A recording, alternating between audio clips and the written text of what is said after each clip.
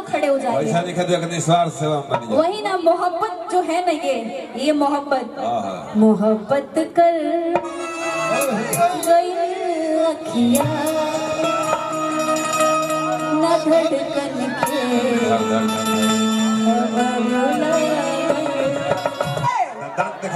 बोलो जी, 1 सेकंड तो तेरा 2 सेकंड।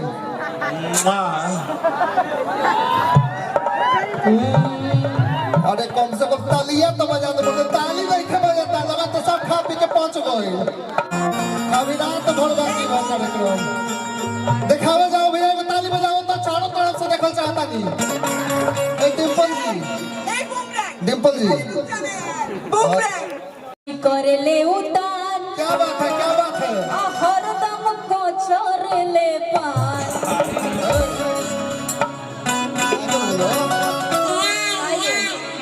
की छाती कर ले उतार, हरदम को छोड़ ले पार। आगे क्या कि सगरो चलल बा चलान, रंगबाज राजा के सगरो चलल बा चलान, रंगबाज राजा के छाती करे ले उतान, ले मोछे के पसान, छाती करे ले उतान, सगरो चलल बा चलान।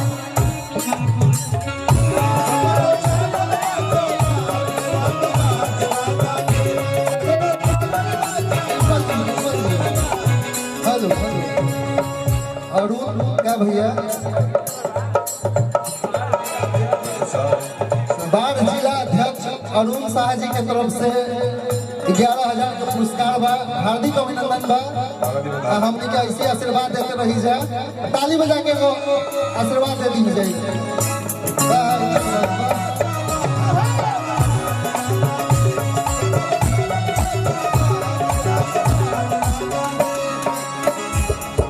जानते हैं पंकज जी, इसमें बहुत एक इम्पोर्टेंट बात है जो कि हर रंगबाज आदमी को कहा जाता है। अच्छा, तो मतलब पार्टी हेलो बनाता है। हेलो हेलो हेलो ये जिलो रंगबाज भैया भैया ए रुको। रंगबाज जिला है जो ए पंकज भैया यहाँ क्या कहनी है कि पार्टी बना रहे हैं, तो देखिए ऐसा है ना, हल्टी सेफ है, ठीक। अच्छा देखिए दाहिने तहार बाएं हमार, देखिए ठीक ठीक। लग जाओ ऐसा ना मामा। ए मामा आराम से काम ज्यादा एकदम, अब देख ल डिवाइड हो गई है, रउआ तू हम तू, अरे पार्टी का बना को तू वो लोग कहमत दियो कि हमारे भी तू। आइए तो शंकर जी चल चलल बा चलान, रंगबाज राजा के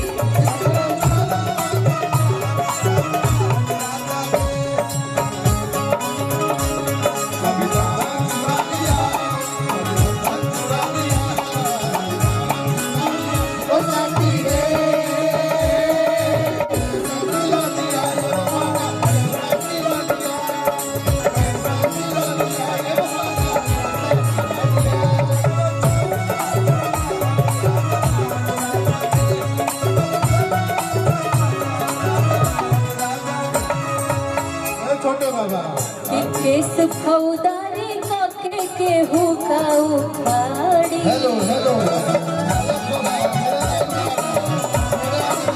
बिना नंबर वाली उछलावे रोजगारी,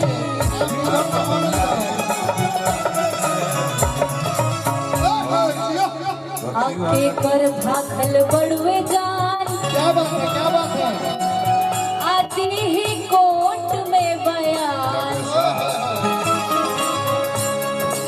के कर भाखल बड़वे जान, आती ही कोर्ट में बयान, सगरो चलल बा चलान, रंगबाज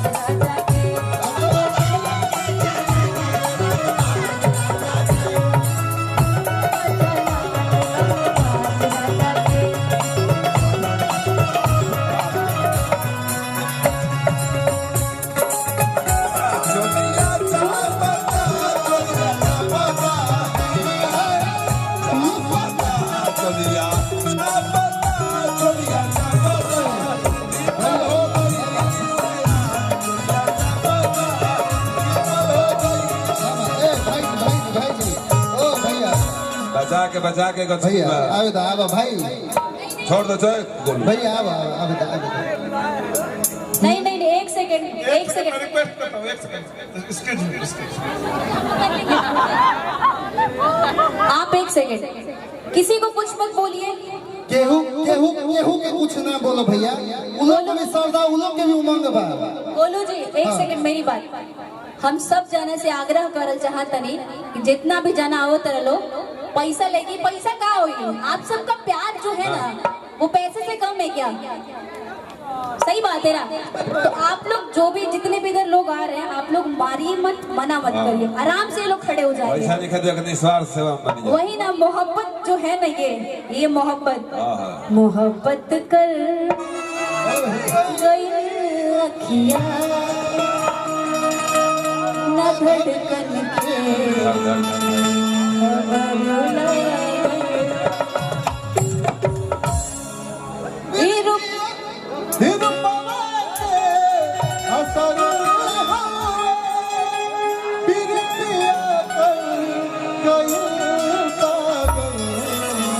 मोहब्बत कर गए अखियाँ